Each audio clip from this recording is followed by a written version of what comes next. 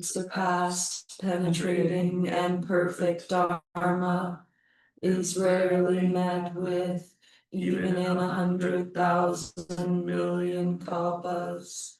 Having it to see and listen to, remember and accept, I vow to taste the truth of the Tathagata's teaching.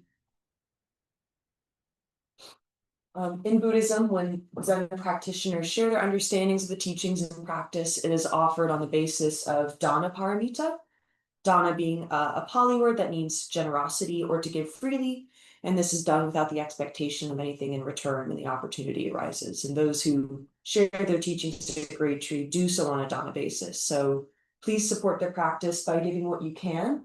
So you can go to the Great Tree website and go to the giving page, and then make a note for Genjo, who is our speaker today. Speaking of, our speaker today is Reverend Genjo Williams, who's a student of Reverend Teijo Munnich in the Jikai Dainin Katagiri Roshi lineage of Zen Buddhism. He recently practiced at Kotaiji, a training monastery in Nagasaki, Japan, and Toshoji, a training monastery in Yakage, Japan, where he spent 9 months. He currently lives in Asheville and continues his practice with the Zen Center of Asheville and Great Tree Zen Women's Temple. And notably for our mountain seat ceremony, he is the head monk or shuso.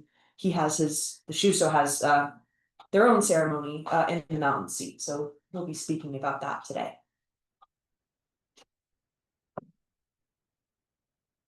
Thank you. Good morning, everyone. Can you all still hear me okay? Right now, yes. Yes. Yes. Thank you. Okay, thanks. Like Quinn mentioned, there's the mountain seat is coming up a week from tomorrow. And just to continue speaking about that and kind of laying somewhat of a foundation or just kind of what you can kind of expect, somewhat of an outline. I'll just continue. I'll pick up where Anju-san left off last week. She was talking about the mountain seat ceremony, and the mountain seat, ascending the mountain seat. Once that part of the ceremony is over, it will we go right into what Quinn just mentioned, the Dharma combat ceremony, Hosen Shiki. I'm being told the internet is unstable, so if I go out, or if you can't hear me, please, on Zoom, please let me know somehow. And so I'll continue talking about the Dharma combat, and I'll do my best to just provide kind of how it's laid out in the Gyoji Kihan, which is it's a book of ceremonies and rituals. It kind of provides an outline for how these various ceremonies go. And then from what I've seen and experienced, both in studying recordings of mountain seats that have been done, and then what I've experienced in Japan. And I only got to take part in one mountain seat ceremony, and I was part of what's called the Chirenryo, which just I don't know exactly how it's described or talked about, but in my experience of that, you're kind of somewhat behind the scenes and supporting almost like a stage crew, to put it kind of crudely, I think. And so I was mostly behind the main altar, behind the Shuminan. There was the mountain seat I participated in. There was a pretty small temple, and they actually had built a small room just using 4x4s and whatnot. just for the ceremony and just to house the Chidenryo. And so behind the main altar were all different incense holders and snacks and canned coffee, of course, to keep us going. But then all sorts of instruments and utensils that were used throughout the ceremony.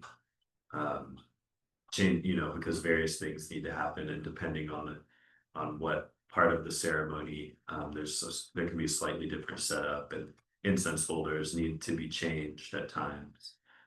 So all that is to say is I didn't actually get to see a lot of the mountain seat happening. I could hear it, but I couldn't see with my eyes kind of what the movements for the most part. And this mountain seat I participated in included a retirement ceremony. The former head of this temple, this was in Nagano Prefecture, the former head of this temple was stepping down and his son was stepping up.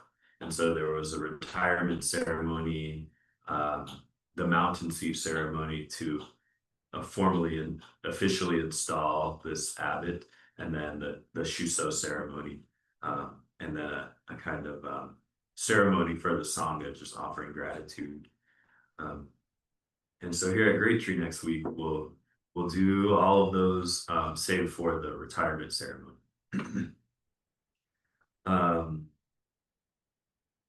So I'm still, I don't have really much experience with any of this at all, but especially the full mountain seat.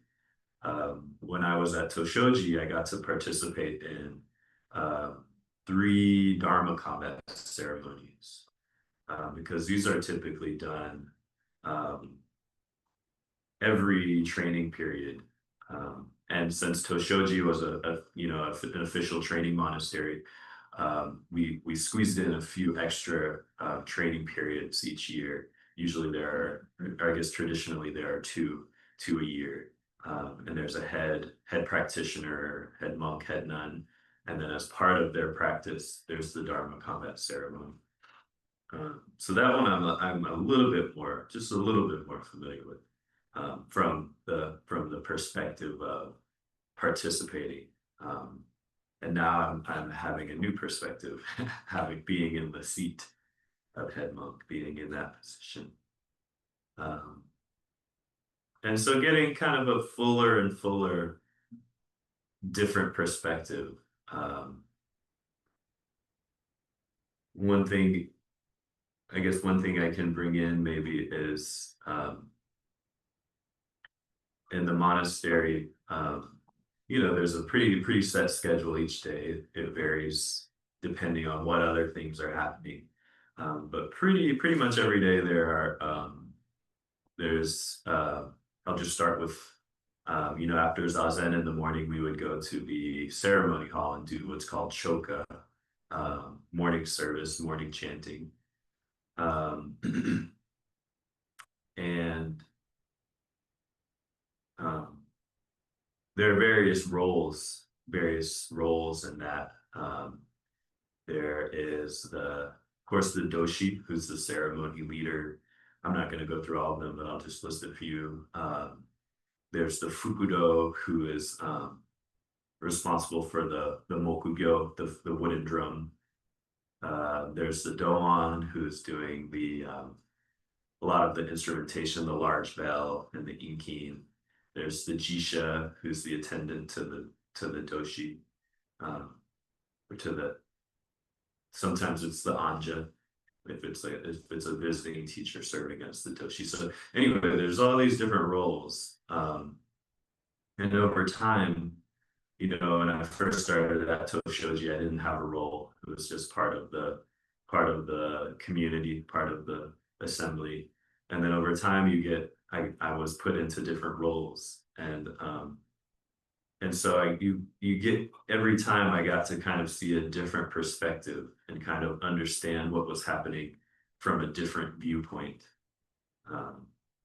And so I'm kind of, the same is happening here now. Now being in this seat, getting kind of a different angle and somewhat of a fuller, maybe, perspective of what this all is. Still very incomplete, then, of course, and limited by my own body and mind. We've been reading as part of this practice period. We've been reading the Mountains and Waters by Okumura Roshi, which is Okumura Roshi's commentary on Dogen Zenji Sansui Kyo, and the section we just read was going into our relationship with water and really deconstructing and dismantling for me, and I think a lot of us, how we perceive water, and ultimately that we can only ever perceive it as human beings, and so the same is true for what's happening now. I can only really speak to my own limited experience being here. So that's what I'll do. So following the mountain seat, the Dharma combat portion of the ceremony starts. And after the mountain seat, everyone, or the assembly, or the Ryoban, the visiting priests and the abbess, will exit, and abbess returns to her quarters. And to initiate the Dharma combat, Ryoban returns to the ceremony hall, which for us will be outside. And then the Ryoban will then go to the abbess's quarters to greet the abbess and do a series of prostrations, and then her Jisho will pass out these ceremonial fans that are held by the Shuso and the Benji, the head monk and the Benji. The Benji, the way it was described to me in Japan is each training period, there was this Shuso Ryo. Ryo is kind of I think of it as a team. There's the Tenzo Ryo, just the kitchen team, to put it again crudely. And the Chiden Ryo, like I mentioned, this was the team who was kind of behind the scenes somewhat. And the Shuso Ryo, and the Shuso Ryo is made up of the Shuso, the head practitioner, the Benji, who hasn't yet done their time as Shuso, but it's kind of in it coming up, and so they're put into the Shuso Ryo as kind of almost like a training to kind of start to get ready to be in the Shuso, kind of see what's happening, support.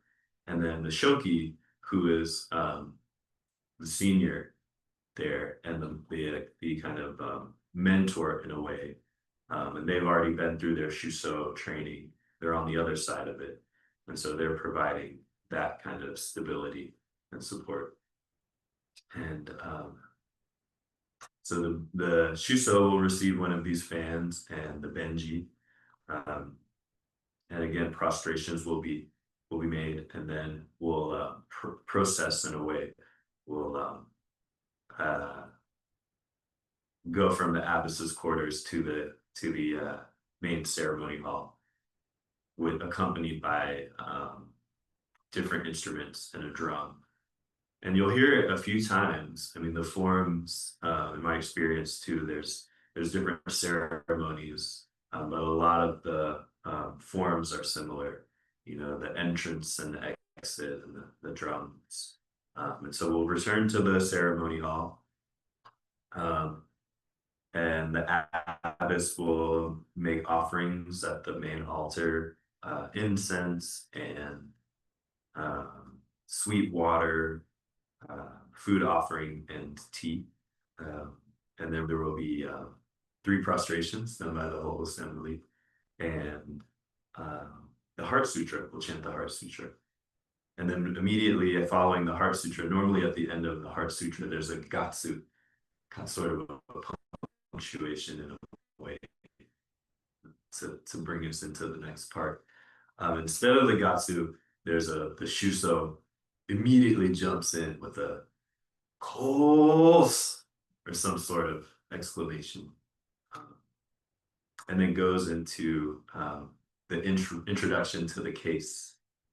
This case is usually a one of these koan stories from the ancients or from the ancestors.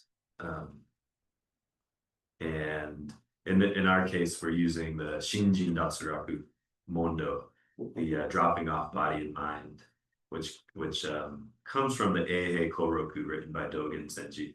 It was his compilation of these ancestor stories. And this one comes from his teacher in China, Tendo Nyojo. And so there's an introduction to the case. And let's see. It's and for us, it's I'll be holding up the case and I'll recite. And I'm doing these Spider-Man hands because that's how the sambo is held. So I don't know why, but just that's how it's done. That's how it was taught. Ms. Tendo Nyojo said, the practice of Zen is dropping off body and mind. We do not rely on doing prostrations, burning incense, reciting the Buddha's name, and reading sutras. Simply sit, shikantaza, and from the beginning it is attained. There is a poem on this case. Who will dare recite it? And at that point, the Benji will speak there are 2 poems on this one, poem commentaries, that I don't have memorized. And so the Benji will recite those as the Shuso goes up and returns the case, the sambo, which is this kind of not quite a container, but it's kind of a tray. Thank you. It's a tray that the case sits on top of. Do you know what he's talking about? Those brown ones. Can you bring it in so they can see it? Thank you. Where is it? Do you know where I did? There should be one right by the Han, right outside the hall. Someone made, you can say somebody made these for us. Yes, yeah, a Sangha member, David Jujuro, especially made these sambo for a great treat.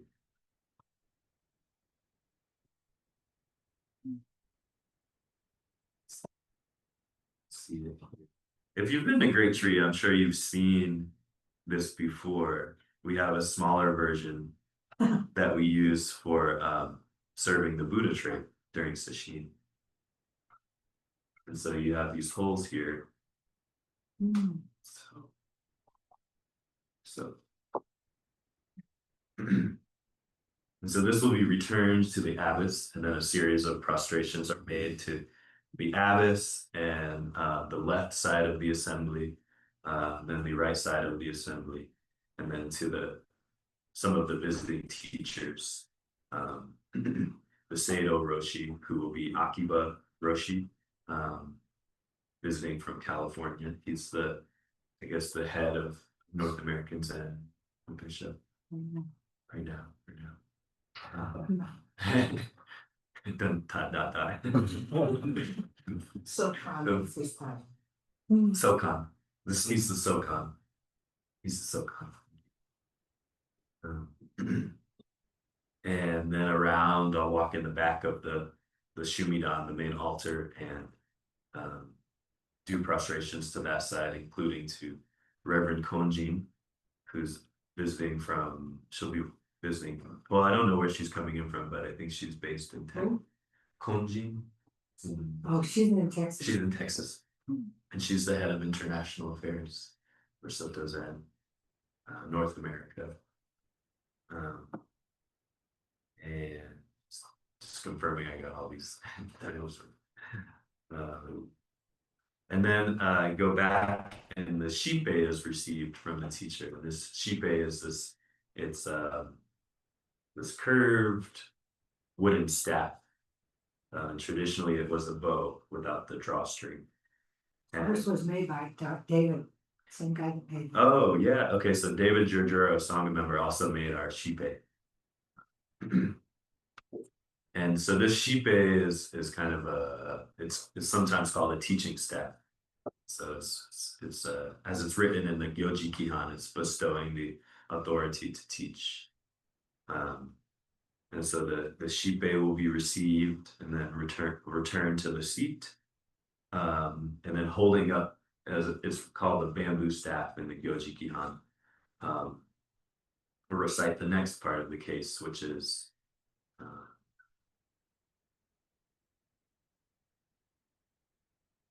this is a 3-foot long poison snake. In olden days on Vulture Peak, it became a golden lotus flower.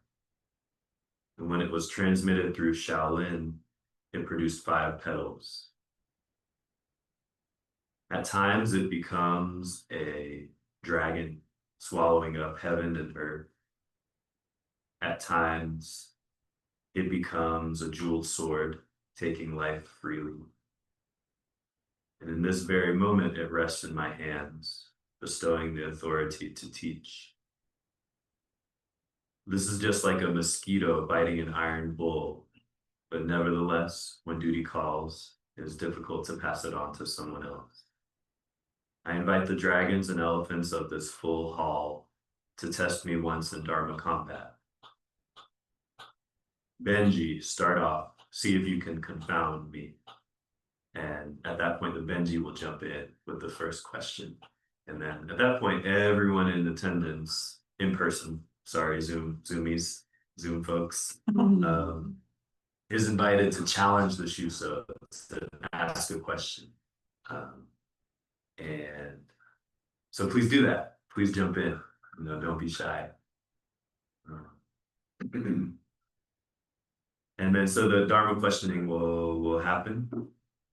The Dharma challenging, after which I'll lay the shipe, the bamboo staff, on the earth, and intone. It's called words of thanks in the Gyoji Kihan.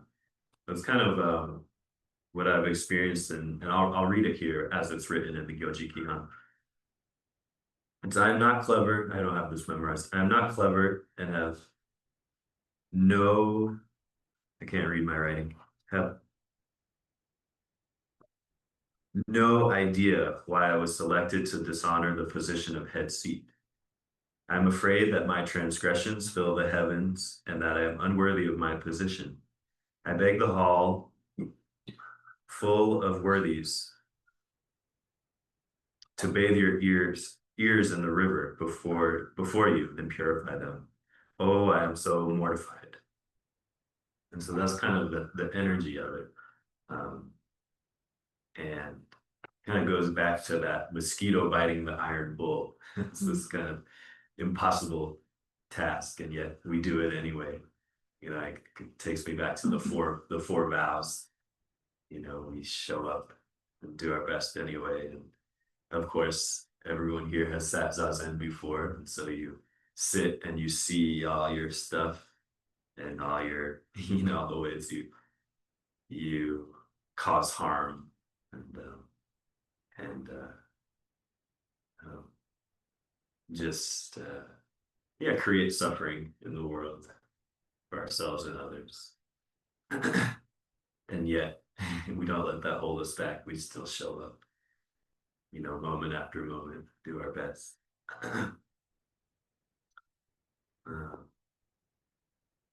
And there is a creek here. Well, there's not a river. Well, maybe it's a river. I don't know. Depending on you. It goes to the river. I call it a creek, but words and water. So yeah, and I've been spending some time there. I walked down there with my dog Kiku, and she loves the water. Every time I see her with water, I'm reminded of the Fukanza Zengi. And that part where he says he's just like the dragon who's gained the water.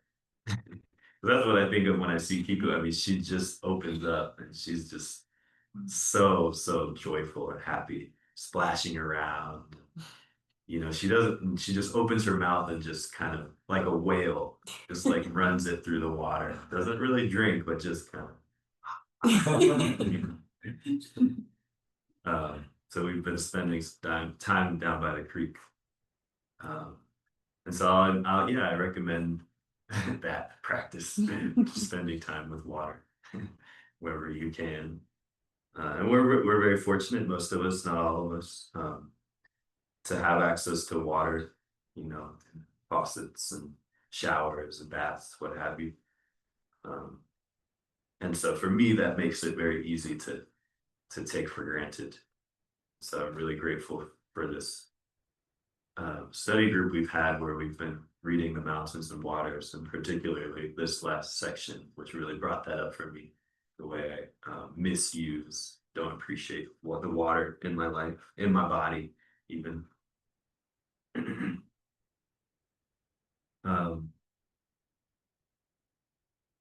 So the words of thanks, and then the staff, the teaching staff, return to the sources. It says return to the abyss. And then there are series of prostrations, the same sequence as earlier before receiving the staff. I think of it, well, it's just a thought. I haven't done it yet, but to me, I think of it as closing the loop. And then words of congratulations from the visiting teachers, and then an exit of the abbess, and then exit of the hall, and then usually a picture. At least that's how what we did at Toshoji. Everybody, the picture, yeah. Everybody, wait, go back. And then there's this flurry to Make sure that happens. Will you organize that? get everyone gathered and see. 'Cause that's a big job, and I always forget. It's a big job. Right after the ceremony. I mean, Everybody. It's a major point of recording the event. It's important. In this day and age, that's how we do it. Yeah, although I have never seen any of Dogen's and his disciples. So we lost all those pictures, so. nobody was there. Wait, no, stop. I know it's the skeptic. This is the picture. Genjo was writing the word and somebody else was drawing. Which, who's the sketch artist? We never lift them up. Yeah. The unseen. The unseen.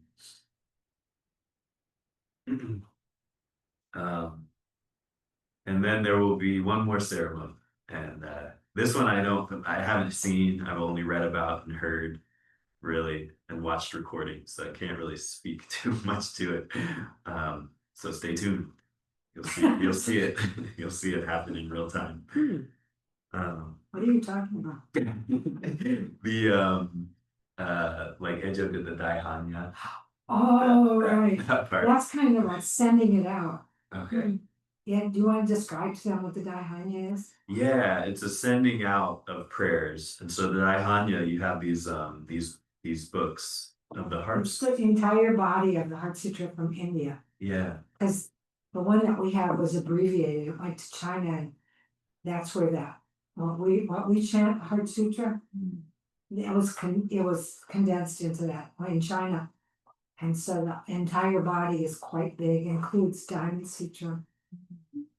Did y'all hear that? Okay. Good. Yeah, yes. Yes, thank you. And so there's a way of fanning these out. You know, if you've ever held our sutra books here, they kind of open in that way. These are a little different, and you fan them out as a way to send out the blessings, to send out the prayers. And so we're gonna do that.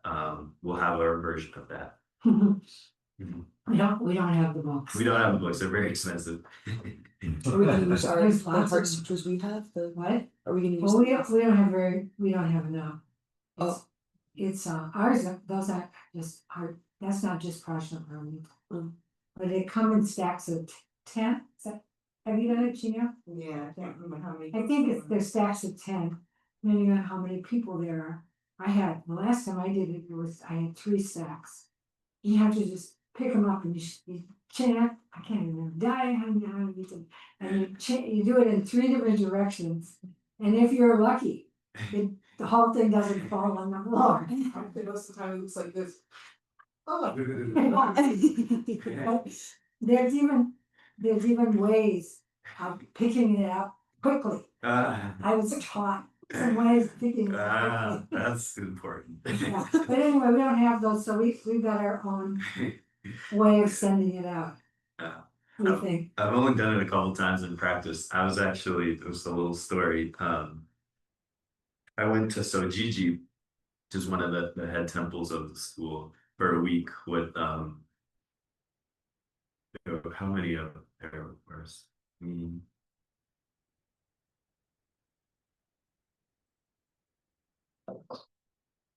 There were 6 of us Unsui, novice priests from Toshoji, and then 2 other temples who were there to help out for these ceremonies, because they were just running low on they didn't have the people power to do this for a week, and so we just were part of the Unsui at Sojiji for a week. And there was a lot of nervous energy. It's like, oh my gosh, so Gigi, we're you know, we fully integrated. We were part of the Ryoban, and we were asked to just be part of the Ryoban. And so there was a lot of Tell talk. them what the Ryoban is. I think some people don't know. The Ryoban are I don't even know how to talk about the Ryoban. Ryoban is like if you see the rows of priests in the ceremony hall who are kind of being part of the ceremony, they're supporting with the chanting, sometimes they're doing the Daihanya. They're the ones there in the ceremony hall. I'm sorry, I'm really struggling here.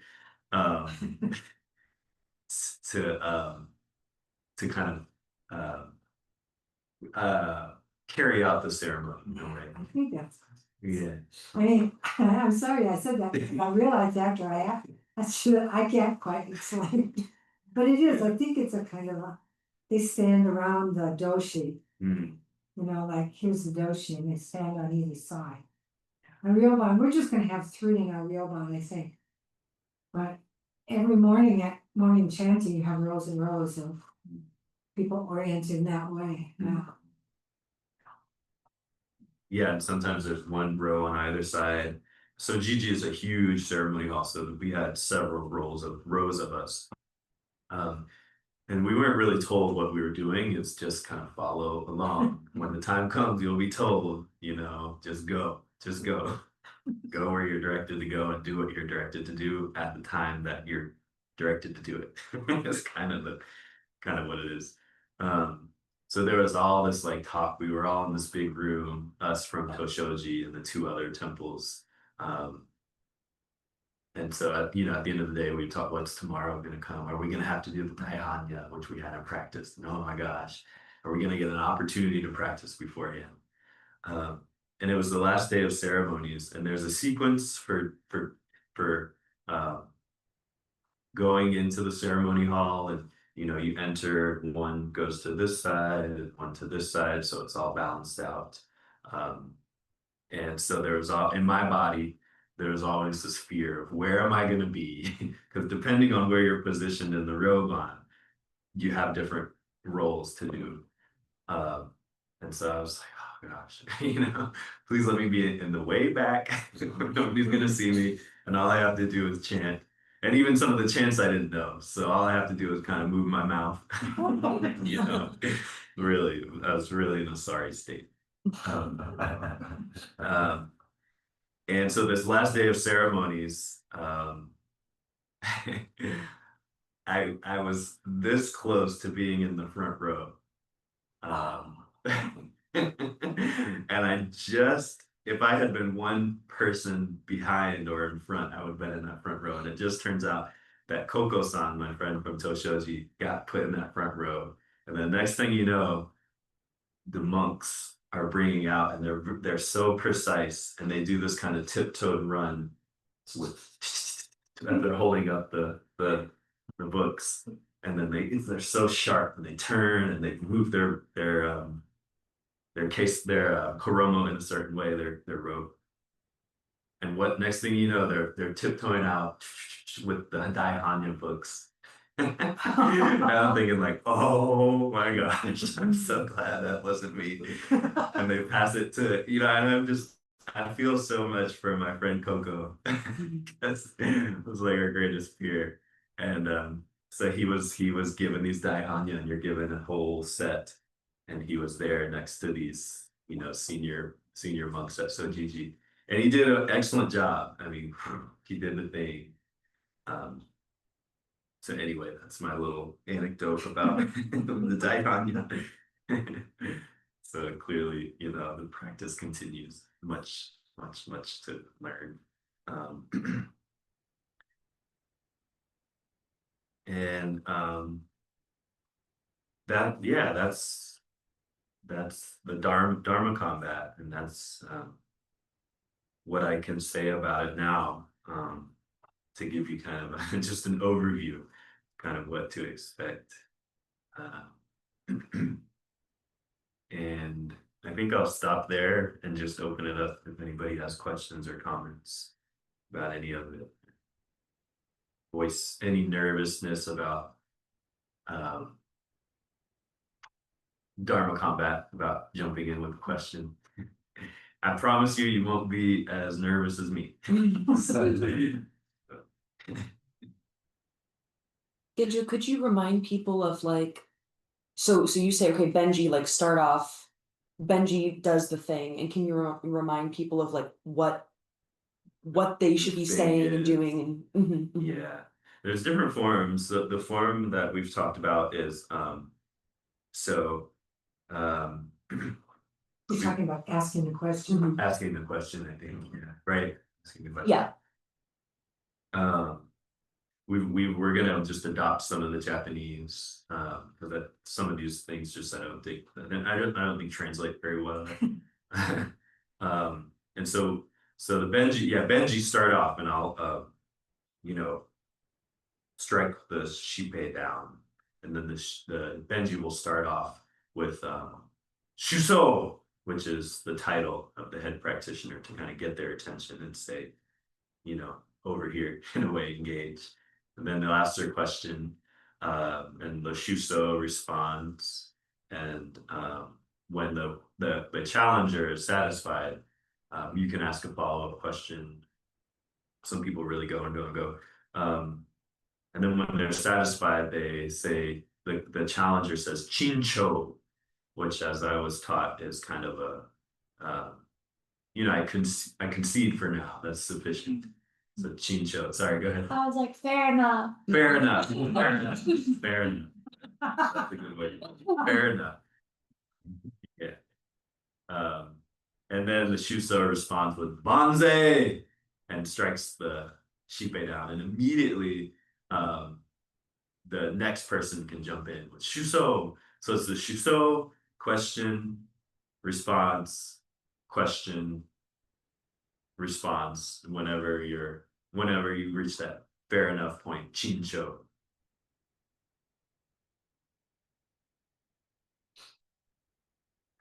But there are different forms around it. Another thing you'll hear is Sakshawa, which the translation I've seen is author. The author says, which to me doesn't have the same kind of In English. in English. Some people say the person's name, Genjo.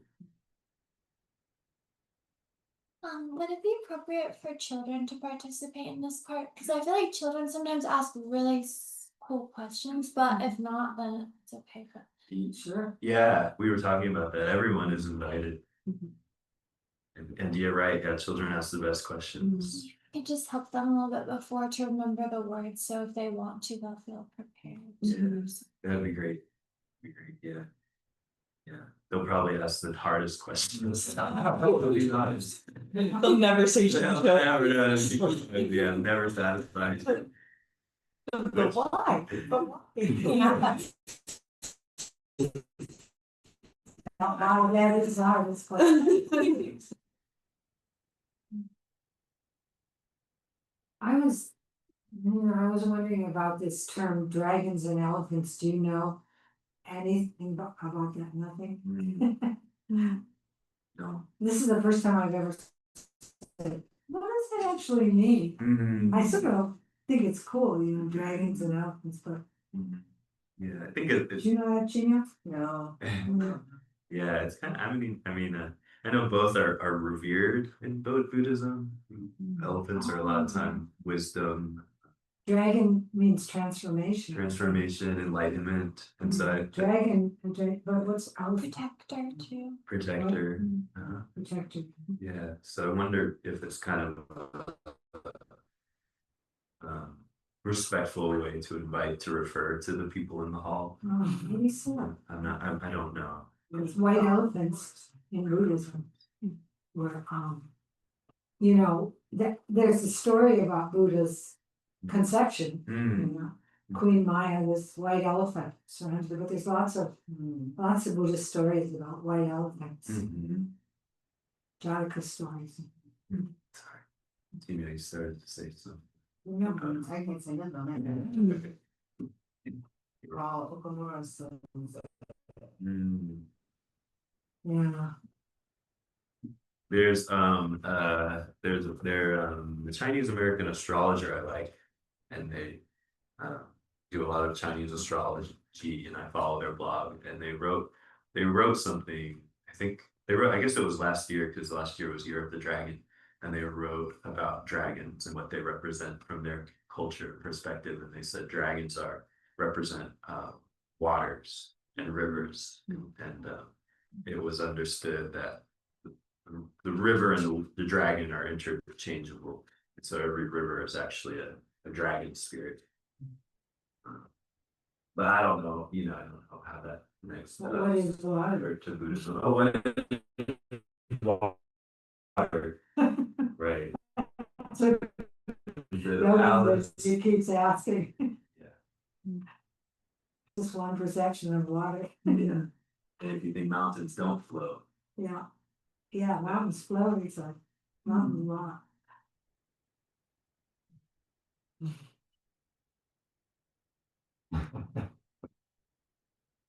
Genjo, I kind of wanted to ask, like, from what you've described, like, you've described kind of your own feelings about the Dharma combat ceremony, but even when you're kind of reflecting on, like like your experience with your friend Coco and stuff like that, there's a lot of like descriptions of like fear. And like there's some of the words that are used in like the prefaces are very like self-effacing, and I don't know, it seems like a very big part of like becoming a monk and stuff. And I just don't know if you have anything to like say about that. I can say, yeah, I can just say that fear is a big part of my life. I'm afraid a lot. I'm afraid a lot. And I think I just kind of view it as another part of the practice. I think in my experience of fear, it can be really debilitating, and it can be a really valid, quote unquote, excuse to not do something or to hold back. I'm afraid, so I can't do that. And I think my practice is I'm afraid and I'm gonna do it anyway, type of thing. So, yeah, I think I have a lot of fear, I'm afraid a lot, and do my best to see it, so that I can to understand it, and use it as an opportunity to see myself more. What am I afraid of? Well, what's the real fear here? And not to let that stifle me or hold me back. It's another experience, and it can it just be another experience? It doesn't have to be this debilitating experience. And it's a practice. Sometimes it is, sometimes it does become a wall. can I just be with that and work with that? And eventually, I mean, how it becomes maybe a door, a threshold. We were talking about the idea of a threshold came up a lot in our book study yesterday. And, you know, I think there's like, there's this story in Buddhism, or this teaching around the 100-foot pole. You know, when you get to the top of the 100-foot pole, what do you do next? You take that next step. Kind of realized fear a lot of times is there's a lot of unknown. I don't know what's going to happen on the other side of this. In my experience, it opens up a lot when you can somehow manage to take that next step. I mean, I think maybe it comes up in a monk's life a lot, because you don't really have a choice. Right. You're kind of pushed out, you know, and we always have a choice, so you can go, but when you're in that kind of situation, you kind of forget you have a choice. Just like, well, I gotta do this. They're telling me to go there in the Roban, so that's what my heart is racing, and I don't want to, and I want to run away, and I'm doing it anyway because it's what's needed at the moment. That's where I'm asked to be of service.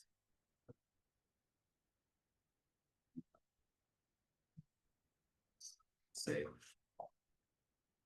It's interesting. It just seems so like integral to the experience of practicing and studying, and like kind of not necessarily a bad thing. I don't know. Like, since you're put on the spot so often, it's like, all right, there's got to be some use to this feeling that you're having, and yeah. I wonder if there will ever be a time in my life where I don't have that. You know? Right. I don't know. Thing is, you know, I think the difference is if you're caught by it and just get kind of polarized by it, or if you just take that step. Katagiri Roshi, I was thinking when you're talking, Katagiri Roshi used to tell a story, or he used to talk about, he said the difference between Rinzai Zen and Soto Zen was, in Rinzai you had to analyze, and before turning on the TV you had to analyze how the TV worked, whereas in Soto you just turn on the TV. And I was thinking about that's kind of the way you're trained, you know, it's like you have this split second to decide whether you're gonna do it or whether you're gonna bolt. And, you know, all you really need to do is to do it. And when I think about fear too, I'm just thinking about it in my body and the physical experience of it. It's really energizing. Yeah. It can be, you know. It's like a great fuel of sorts in a way, you know. And then I label it fear, but what is it before that naming happens? You know?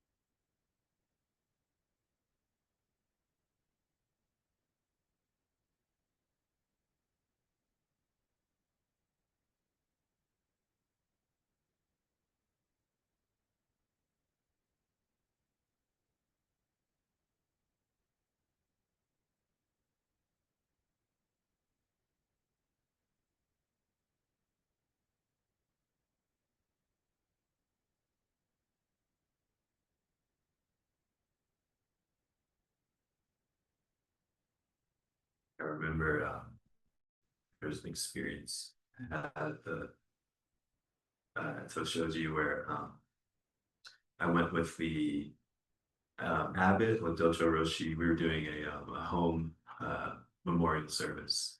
It was a member of a family who lived in kind of the neighborhood, right at the bottom of the monastery. And we were doing a memorial service, family member. And I was asked to go along with one other nun who was She was a student of Harada Roshi. She practiced at Hoshinji for a long time. Kokyo-san. But she knew what she was doing. I mean, she'd been practicing and living in monasteries for decades. So it was,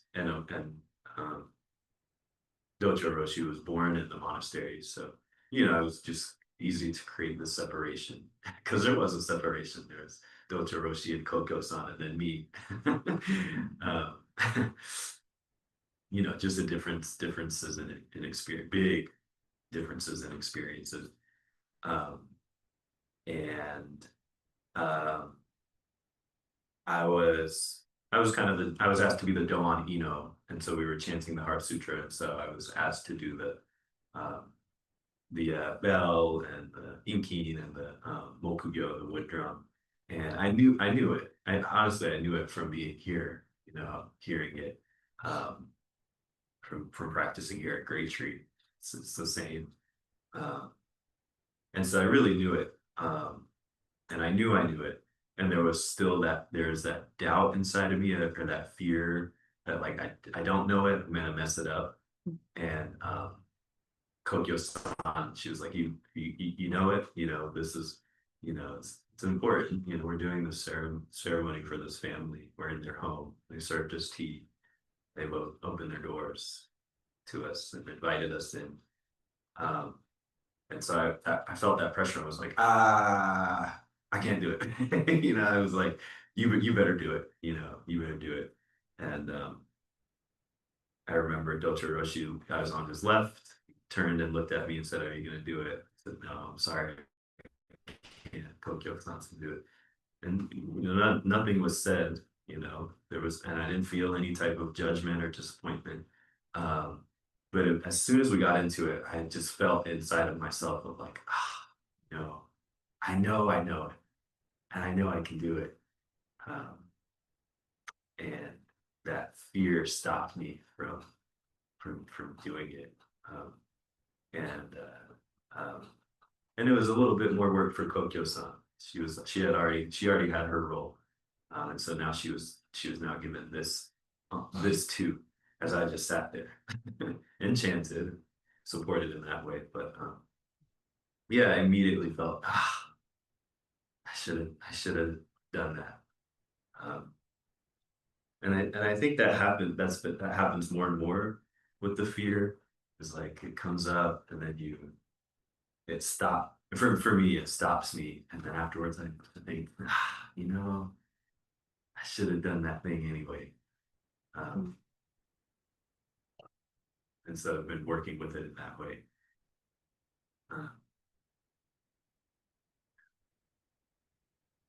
It's a little personal anecdote to continue that story. So afterward laughing because it's kind of comical.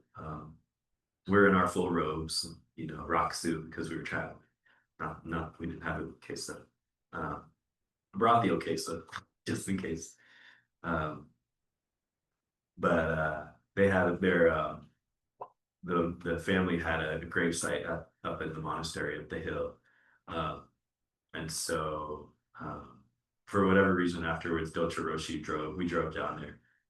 Dojo Roshi was driving the car back, and then Kokyo-san and I were asked to walk with the family up the hill to the gravesite, and we were going to do the Daihi Shindarani and use the inkin for the bells. And I didn't understand that that's what was happening, and I don't know if that is because it wasn't communicated or I just missed it. I probably just missed it. And so I gave the inkin back to Dojo Roshi, and he put it in the car and started driving away up the hill. And Kokyo-san says, "Where's the inkin? Because we're gonna go walk up and do the Daihi Shindarani." And I said, "It's in that car that's driving away," And she goes, I mean, yeah, she let me know. My mistake.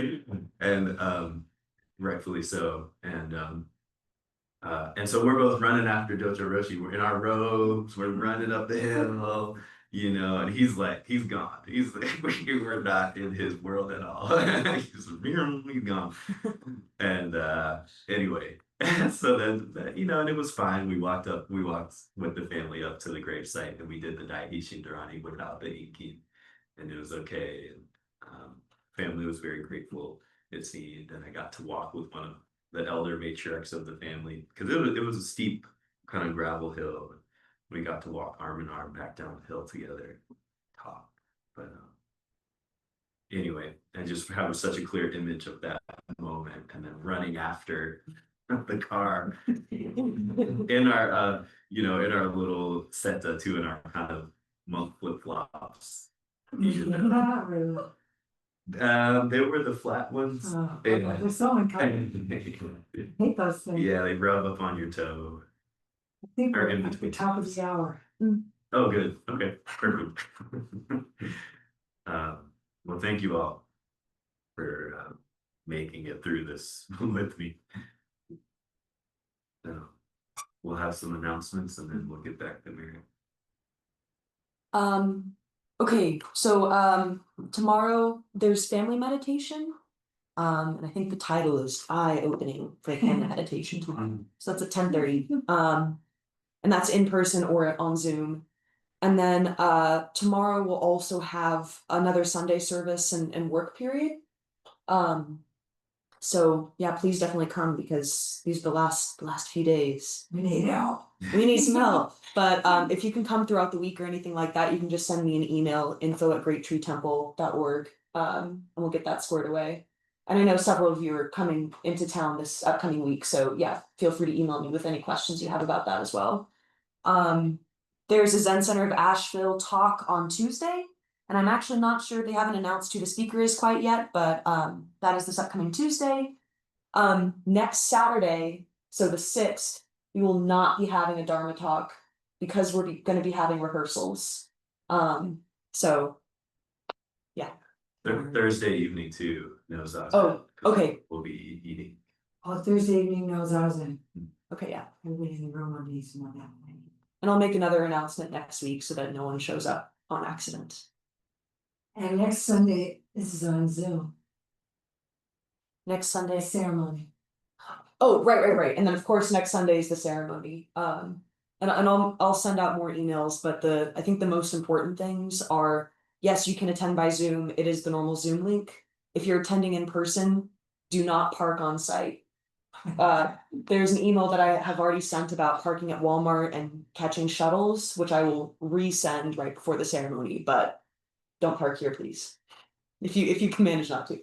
We won't let We you. will. We won't let you. Yeah, you have to drive to Walmart anyway. Yeah. Save yourself a trip. Can I say it? We have a birthday in the room. Do you like that kind of thing? Or no? It's okay. It's Anju-san, it's Teijo's birthday today. Yay. It's an exciting week.